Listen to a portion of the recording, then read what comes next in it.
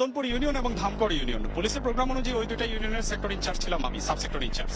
তো আমি মদনপুর ইউনিয়নের কেওড়ালা কেন্দ্রে যখন গিয়েছি যে ওখানকার পরিস্থিতি কি জানার জন্য প্রত্যেক কেন্দ্রে কেন্দ্রে ভিজিট করতেছি, তখন ওখানকার কেন্দ্রের পুলিশ ইনচার্জ, প্রিজাইডিং অফিসার এবং মোবাইল স্ট্রাইকিং ফোর্সের অফিসার আমাকে জানালো যে ওখানকার সালাম চেয়ারম্যান, মদনপুর ইউনিয়নের চেয়ারম্যান, উনি এসে বলছেন যে পুলিশের কেউ এখান থেকে মাথা নিয়ে যেতে পারবে না, পুলিশের কেউ মাথা নিয়ে যেতে পারবে না, আনসার পুলিশ আইন শৃঙ্খলা বাহিনীর কেউ বেঁচে থাকবে না, একটু এখান থেকে যেতে পারবে না আমাকে যদি এখানে কাজ করতে না। আপনি তাকে অ্যারেস্ট করেননি? আমার কথা শুনেন প্লিজ।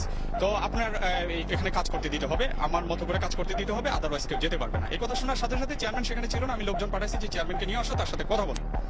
চেয়ারম্যানকে লোক পাঠানোর ফলে চেয়ারম্যান আসেনি। তখন চেয়ারম্যান আরেকজনের টেলিফোনে আমার সাথে কথা বলেছেন এবং টেলিফোনে আমি ওনাকে জিজ্ঞেস করলাম আপনি কি ভোট দিয়েছেন? হ্যাঁ দিয়েছি। তো তাহলে আপনি আজকের জন্য শুধু একজন ভোটার, এর বেশি কিছু না। আপনি ভোট দিলে ভোট দিয়ে চলে যান, আপনি কারো ভোটে ডিস্টার্ব করবেন না, আপনার ভোটেও কেউ ডিস্টার্ব করবেন না। এই কথা বলার পরে উনি বলতেছে যে আপনি কি আমাকে থ্রেট দিচ্ছেন? আমি বললাম থ্রেট তো আমি দিচ্ছি না, থ্রেট আপনি দিলেন আমার লোকজনকে। আপনি বলছেন যে পুলিশের কেউ মাথা নিয়ে যেতে পারবেন না। তা বলছে আপনি কি, আপনার নাম কি, পরিচয় কি, আপনি থাকেন ওখানে, আমি আপনাকে দেখাচ্ছি। এই কথা বলার সাথে সাথে আমি আমার পুলিশ সুপারকে জানাই, পুলিশ সুপার আমাকে বললো যে তাকে অ্যারেস্ট করো, আমি ফোর্স পাঠাচ্ছি, দ্রুত তাকে অ্যারেস্টের আওতায় নিয়ে আসো। সাথে সাথে আমি র্যাব কল করলাম, বিজিবি কল করলাম, তারাও পৌঁছালো, আমার ফোর্সের সংখ্যা বাড়লো এবং তাকে যখন অ্যারেস্টের প্রিপারেশন নিচ্ছি যে তার বাড়িতে রেড দিয়ে, আশেপাশে রেড দিয়ে তাকে অ্যারেস্ট করবো, সঙ্গে সঙ্গে শামীম ওসমান সাহেব আমাকে ফোন দিল যে আমি সংসদ সদস্য শামীম ওসমান বলছি। আমি বললাম যে কেমন আছেন? ওনাকে অ্যাকচুয়ালি আমি কোনো এক প্রসঙ্গে আগের ভাই বলে সম্বোধন করি আর কি, স্যার বলি না।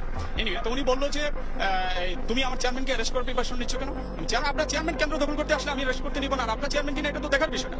তো উনি আমাকে বলতেছে যে প্লিজ, আমি শামীম ওসমান বলছি, আমি কাউকে প্লিজ বলি না, আমি বলছি গিভ হিম দ্য ক্লিয়ারেন্স। তুমি কেন্দ্রটা ছেড়ে দাও, তুমি তোমার মতো করে চলে দাও, গিভ হিম দ্য ক্লিয়ারেন্স। সময় দ্রুত ফুরিয়ে যাচ্ছে, 4টার ভিত্তিতে 70 থেকে 80% ভোট কাজ করতে হবে, তুমি কেন্দ্রটা ছেড়ে দাও এবং চলে যাও। আমি বলছি আমি পারবো না, আমি ইলেকশন কমিশনের আন্ডারে এখন, এটা আমি নৈতিকভাবে তো করতে পারি না, আর এখন আমার চাকরি ইলেকশন কমিশনের আন্ডারে, আমি এখানে নির্বাচনী দায়িত্ব পালন করতে আসছি, প্রজাতন্ত্রের চাকরি করতে আসছি। আমি আমার এরপরে উনি কি বললেন? আপনাকে সরি বলছেন? নো, সরি বলেননি, উনি সরি বলেননি।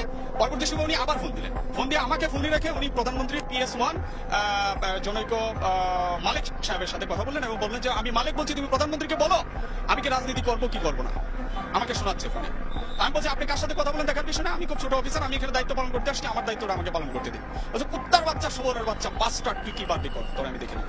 এটা আপনার ফোর্সকে, আপনার প্রধানকে জানিয়েছেন? হ্যাঁ আমি জানিয়েছি, আমি আমার ঊর্ধ্বতন অফিসারকে জানিয়েছি এবং মোবাইলে যখন উনি কথা বলছিল র্যাবের মেজর সোহেল সাহেব এটা শুনছে, আমি লাউড স্পিকারে ওনাকে শুনিয়েছি, আমার বডিগার্ড, আমার ড্রাইভার তারাও শুনেছে। এই ঘটনায় আপনি শঙ্কিত কিনা? অবশ্যই আমি শঙ্কিত, এই ঘটনায় আমি অত্যন্ত শঙ্কিত।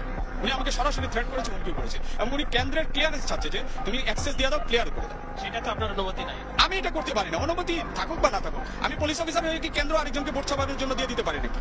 এটা নিয়ে আপনার যে ফোর্স, সেটা ব্যবস্থা নেওয়ার আপনাকে আমি কন্ট্রোলকে জানিয়েছি, কন্ট্রোলে আমি এটা নোট নিয়েছি।